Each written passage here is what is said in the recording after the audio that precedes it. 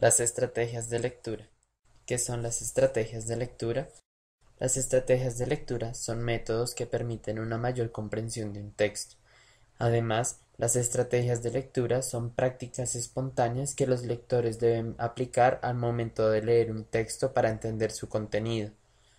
También, estas son flexibles, ya que no pueden ser tratadas como una técnica única y precisa, permitiendo analizar los problemas y dar soluciones. A continuación, se presentará una de las estrategias de lectura. La prelectura. La prelectura es una estrategia propuesta por el Departamento de Lengua Castellana y Literatura del Colegio Calasanz Bogotá, el cual afirma que es preciso realizar una prelectura del texto que se va a abordar. Esta consiste en una observación de la forma del texto o libro, analizando aspectos como la portada, la contraportada, el índice, cantidad de capítulos, cantidad de páginas, observar las gráficas, tipo de letra, título de los capítulos, tamaño general del libro y cualquier otro aspecto que el texto pueda poseer. Esto permite que el lector sea consciente de lo que se va a leer y lo que piensa acerca del libro. Este análisis nos permite extraer información de la siguiente forma: la contraportada y la solapa. En ellas se halla principalmente un pequeño resumen del argumento del libro, en ocasiones alguna cita que se encuentra en el texto e incluso rasgos y elementos comunes que se presentan. Esta información permite que el lector se familiarice con una idea general del texto, despertando en él interés por el texto. A continuación vamos a ver un ejemplo de esto. Solapa, Dante Alighieri. Un 14 de mayo de 1265, en el barrio de Porta de San Pietro, Florencia, nació un niño a quien nombraron Durante Casiaguida, de la familia Alighieri. Su primer nombre, Durante, significa el perdurable, lo que parecía la premonición de su destino, aunque de cariño se le llamó Dante, y así pasó a la historia. Su segundo nombre, Casiaguida, era el de un ancestro noble y caballero que combatió en las cruzadas, sin pena ni gloria para la historia general, pero sí para la historia familiar. Casiaguida era seguramente el modelo de un caballeroso idealismo para Dante, quien desde muy pequeño adoptó la imagen romántica que le proporcionaba el recuerdo fantástico del bisabuelo, concretizando en su propio nombre. Apenas a los 9 años se completa el síndrome del precoz caballero, al encontrarse delante de la que sería la encarnación de todos los nobles ideales, empezando por el amor, que así, dicho en mayúscula, representaba para los sensibles poetas de aquellos tiempos la razón primera y última de la vida, una especie de religión personal basada en la adoración de la dama. Sucedió que en una fiesta vio a lo lejos a un pequeño ángel de ojos verdes, una hermosa niña, también de 9 años, llamada Beatriz Portinari. Aquella visión fue una experiencia casi mística para Dante.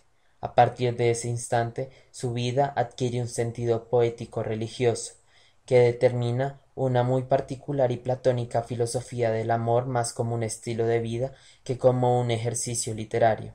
Desde entonces crea sonetos amorosos y canciones en los que refleja el concepto del amor ideal. La obra cumbre de Dante es la Divina Comedia, escrita en un estilo pulcro y refinado, dividido en tres partes: infierno, purgatorio y paraíso.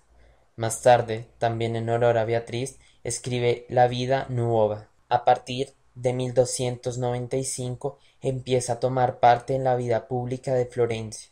En 1300 fue designado como embajador de San Gimignano para organizar la lucha de los güelfos de la Toscana contra las intrigas del Papa Bonifacio VIII.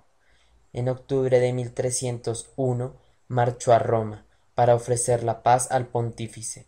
Este le retuvo junto a sí hasta que, a finales del año, el papa, aliado con Carlos de Bolais, consiguió hacer triunfar en Florencia a los güelfos del partido negro.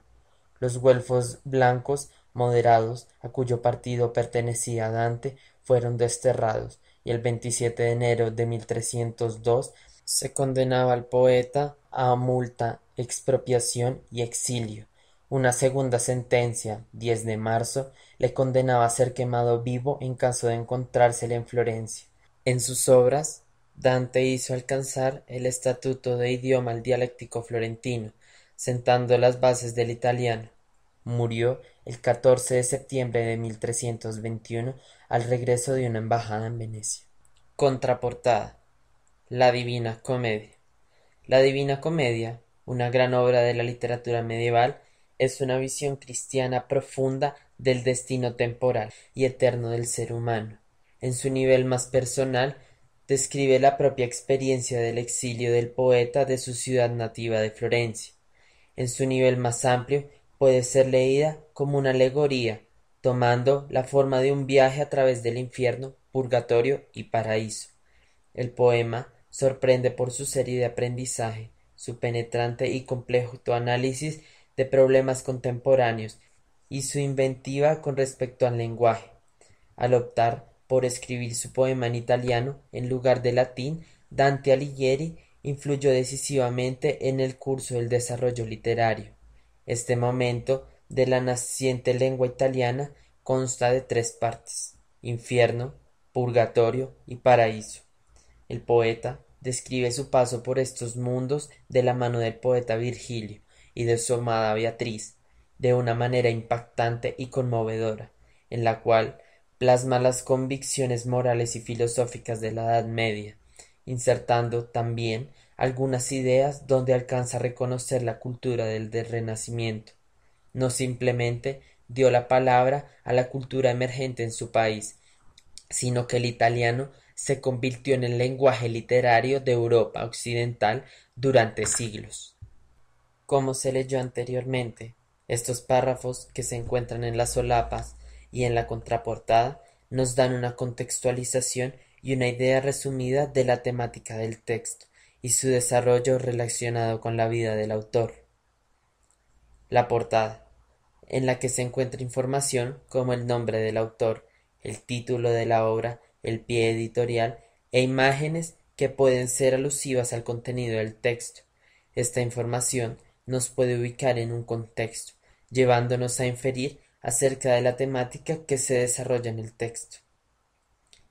En la portada se muestra la escena 30 del Purgatorio de Gustave Dore, que se basa en la Divina Comedia.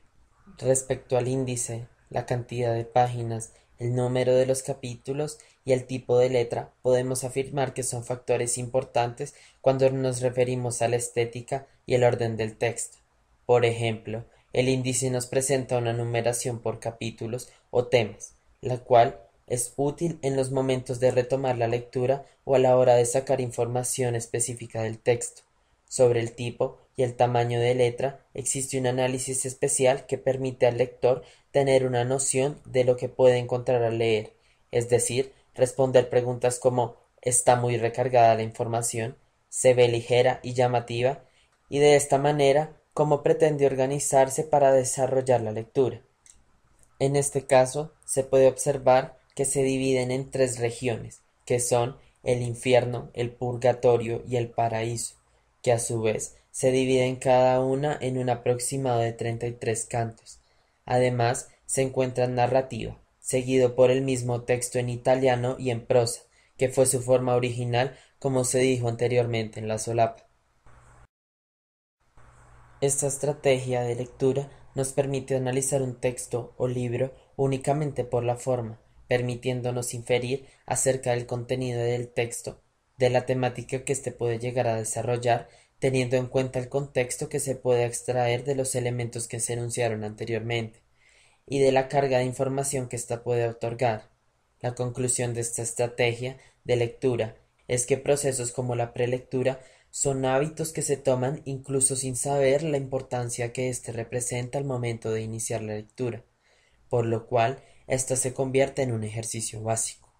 Finalmente, es necesario conocer, comprender y aplicar las estrategias de lectura, enunciadas y propuestas por Foucault, la teoría de las 6 lecturas y el Colegio Calasanz, entre otros, ya que éstas pueden ser de gran ayuda e incluso indispensables al momento de realizar la lectura y comprensión de un texto o libro.